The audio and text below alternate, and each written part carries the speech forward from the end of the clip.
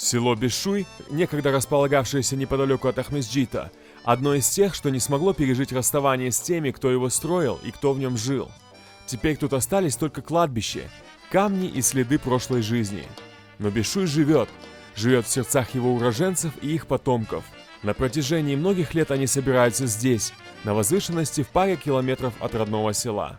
Эр ел біз топлашамыз, эр ел хорандаларынан келіп, яшыларға көстермеге, қарбабаларымыздың топрақларын деп, о себептен жылышамыз. Севінмеге, білмеге, бір-бірін танымаға, ана-бабалардың қартларын танымаға. Бишуй упразднили в 1965 году. Тогда же его территория была присоединена к заповедной зоне, партизанскому лесничеству. С тех пор и по сей день тут стоит шлагбаум. Чтобы поехать в родное село, бишуйцам нужно брать специальное разрешение. Babamның rahmetli 69 senesi kelgen edik de mında 10 yaşındaydım men. Aeroporttan bir taksi aldık da bir kereden mında keldik birinci. Ну шлагбаум кірсетмеділер. Шлагбаумның алдына келдік, анам айтам да ağlap o kadar yalvardı. Bir şey yok anda dedi, кірсетмеді біздің анау егер.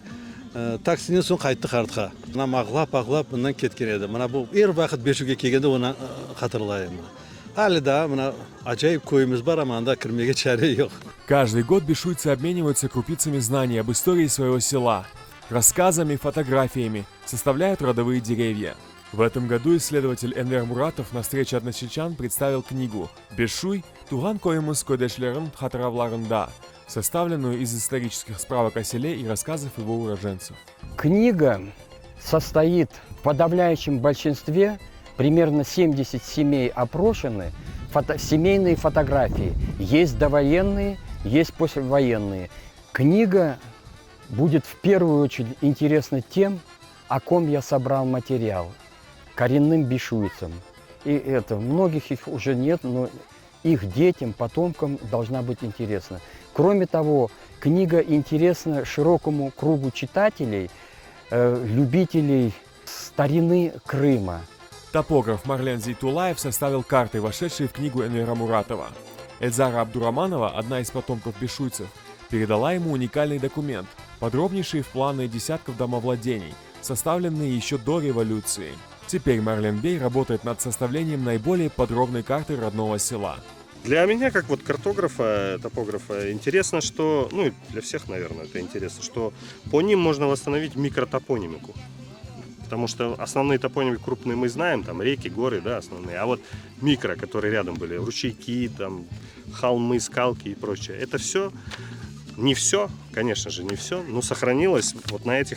Старики уже все, ну, уже не могут нам рассказать, да, что смогли, рассказали. А благодаря вот этой книге можно. Землеустройство, она проводилась по всей империи на тот момент. Скорее всего, большая вероятность, что есть она и по другим районам Крыма, и по селам. Но если рыть и находить такие книги, то вполне возможно восстановить очень подробные наши карты, местоположения домов, мечетей и так далее. С каждым годом уроженцев Бишуя остается все меньше. Своими воспоминаниями о войне с нами поделился Зия Алиев. В 1944 году его, тогда 6-летнего ребенка, изгнали из Крыма. Ақылында мен атышайдылар, төпеден топ атайдылар, партизандар. Немселер өзен ішінен юрейділер машиналармен. Өзен деренде де, соңларынан партизандар аламаюларында, өлі жүргенлер ақылында. Женг бола берген соң, немселер көйден шығарды, көйімізін яқтылар. Біз Ахмеске келдік, анда Кантарниге. Встреча односельчан – это возможность вернуться к своим корням, встретиться с близкими и приятно провести время. Здесь собрались потомки бишуйцев всех возрастов. Приехала сюда первый раз, и я бы, наверное, сюда приезжала каждый год, потому что мне здесь очень понравилось. Очень интересно слушать старших, что они рассказывают, свое прошлое рассказывают. Ну, не знаю, для меня это очень интересно. Бір-біріміздің көріп, çok қуанамыз. Дайым böyle oturuşlar olsun. Bizler şu özümüzün vatanımızın sahibi olsun. Sağ olunuz. Mına yaşlarımız çok çarak gelsin koyumuzga de.